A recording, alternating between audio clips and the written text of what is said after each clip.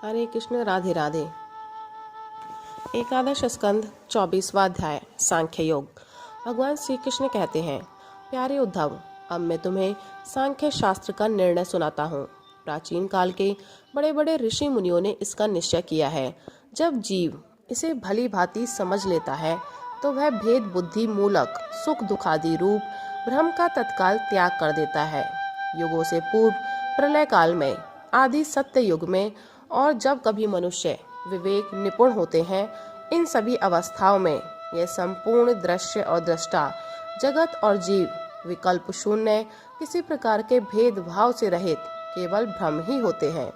इसमें संदेह नहीं है कि भ्रम में किसी प्रकार का विकल्प नहीं है, वह केवल अद्वितीय सत्य है।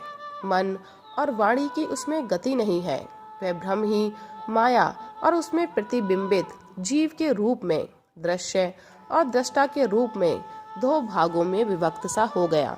उनमें से एक वस्तु को प्रकृति कहते हैं, उसी ने जगत में कार्य और कारण का रूप धारण किया है। दूसरी वस्तु को, जो ज्ञान स्वरूप है, पुरुष कहते हैं।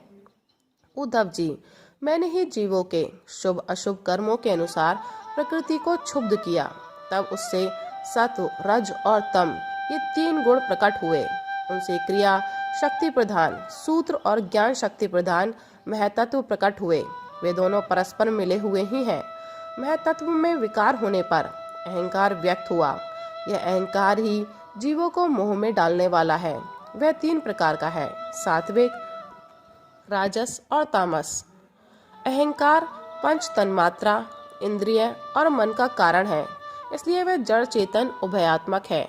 तामस अहंकार से पंच तन्मात्राएं और उनसे पांच भूतों की उत्पत्ति हुई, तथा राजस अहंकार से इंद्रिया और सात्विक अहंकार से इंद्रियों के अधिष्ठाता 11 देवता प्रकट हुए।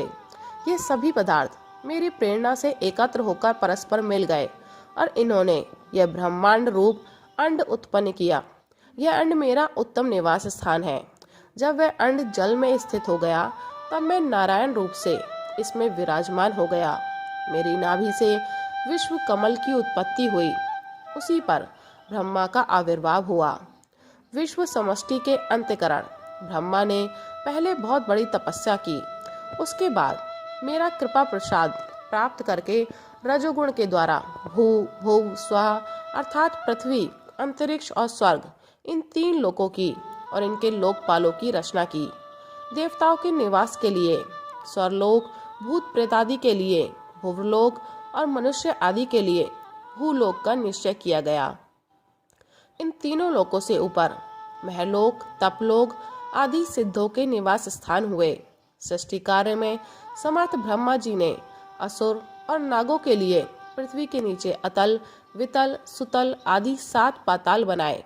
इन्हीं तीनों लोकों में त्रिगुणात्मक कर्मों के अनुसार विविध गतियां प्राप्त होती हैं।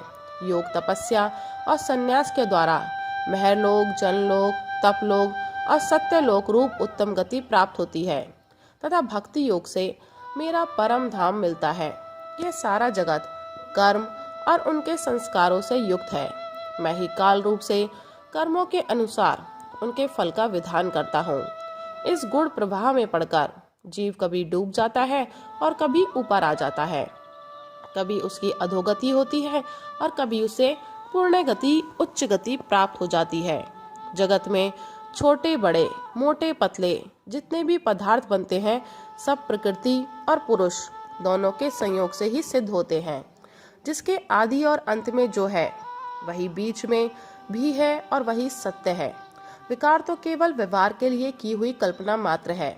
जैसे कंगन, कुंडल आदि सोने के विकार और घड़े सकोरे आदि मिट्टी के विकार पहले सोना या मिट्टी ही थे, बाद में भी सोना या मिट्टी ही रहेंगे, अतः बीच में वे सोना या मिट्टी ही है।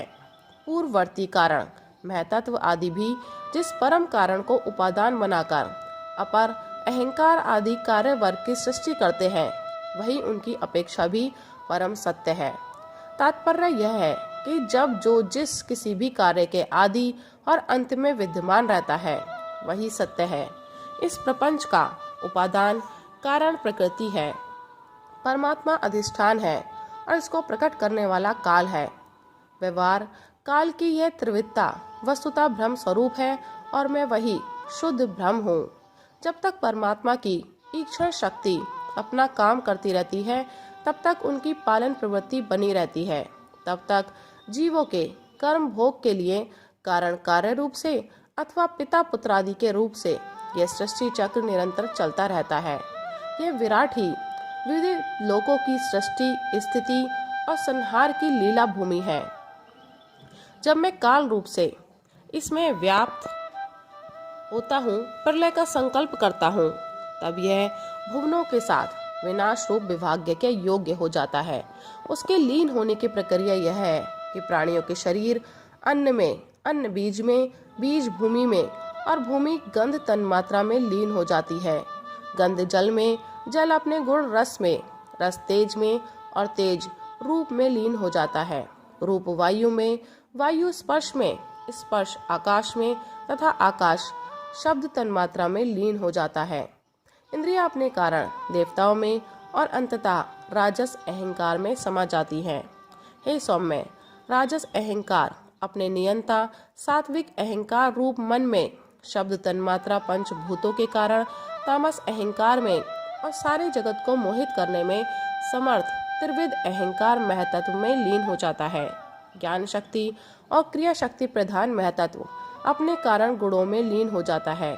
गुण अव्यक्त प्रकृति में और प्रकृति अपने प्रेरक अविनाशी काल में लीन हो जाती है। काल माया में जीव में और जीव मुझ अजन्मा आत्मा में लीन हो जाता है।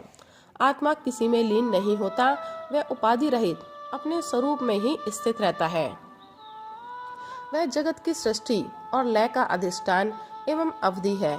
उद्धव जी, जो इस प्रकार विवेक दृष्टि से देखता है उसके चित्त में यह प्रपंच का भ्रम हो ही नहीं सकता। यदि कदाचित उसकी स्फूर्ति हो भी जाए तो वह अधिक काल तक हृदय में ठहर कैसे सकता है? क्या सूर्योदय होने पर भी आकाश में अंधकार ठहर सकता है? उद्धव जी, मैं कार्य और कारण दोनों का ही साक्षी हूँ। मैंने तुम्हें सृष्टि से प्रलय और प्रलय से सृष्टि तक की सांख्य विधि बतला दी। इससे संदेह की गांठ कट जाती है और पुरुष अपने स्वरूप में स्थित हो जाता है। राधे राधे, हरे कृष्ण।